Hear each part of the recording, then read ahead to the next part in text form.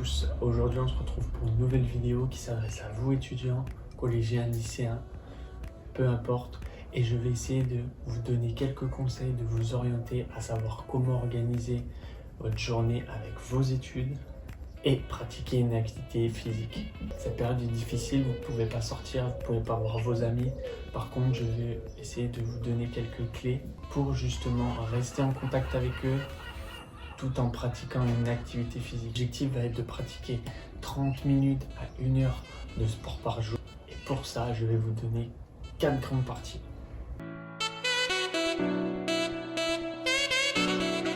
Le premier point va être la mobilité.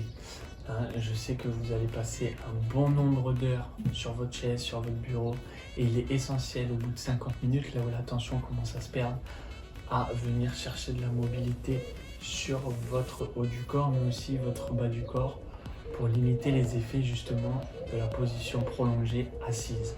Ces exercices, bien sûr, vous les verrez après au fur et à mesure de la vidéo.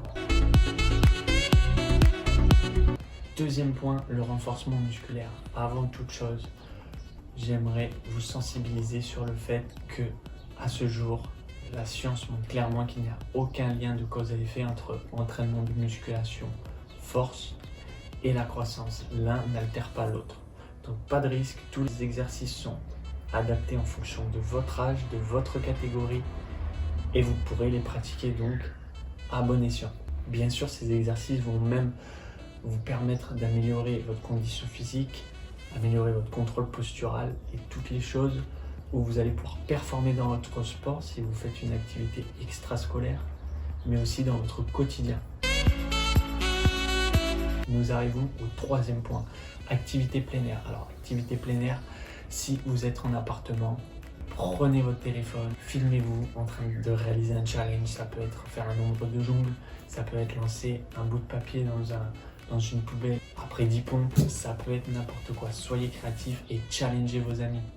Si vous avez la chance d'avoir un jardin, allez-y, escaladez, sautez, essayez de vous améliorer votre technique, jardiner, bricoler. Ça permettra aussi de passer un moment avec sa famille, un moment de complicité et en plus de vous dépenser. Essayez d'allier jeu, plaisir et activité.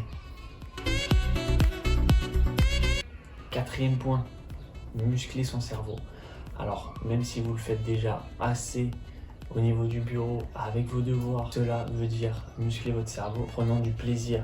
Alors, lisez des biographies de sportifs que vous aimez, d'acteurs peut-être que vous aimez, de youtubeurs, de youtubeuses, peu importe. Lisez des choses que vous aimez, des mangas, des BD. Faites des jeux de société à la place des jeux vidéo, des jeux de réflexion, même si les jeux vidéo en temps limite, pas plus de 2 heures d'affilée, sont essentiels à l'activité cognitive. Et bien sûr, gardez un lien avec vos amis via les réseaux sociaux, s'il faut, appelez-vous, faites des FaceTime à plusieurs, etc. Santé mentale est aussi importante que votre santé physique. Alors, grâce à cette vidéo et ces petits conseils, j'espère que je vous aurai aidé, que je vous aurai orienté, vous, étudiants, mais vous aussi, parents. N'hésitez pas à conseiller vos enfants via cette vidéo, à leur proposer les exercices qui vont suivre. Je vous laisse visionner tout ça. Merci.